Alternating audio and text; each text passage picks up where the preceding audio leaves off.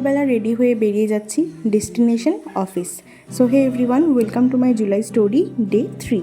সব কিছু চেঞ্জ হয়ে গেলেও চেঞ্জ হবে না আমাদের হাবড়ার রাস্তা আর জ্যাম।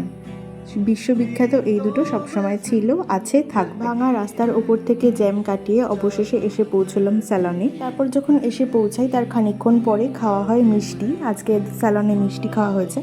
তারপর দুপুরে লাঞ্চ করার পর আমি খানিকক্ষণ বসেছিলাম, তবে অরুণিমা কাজ করছিল, সেটুকু একটু ক্লিপ নিলাম।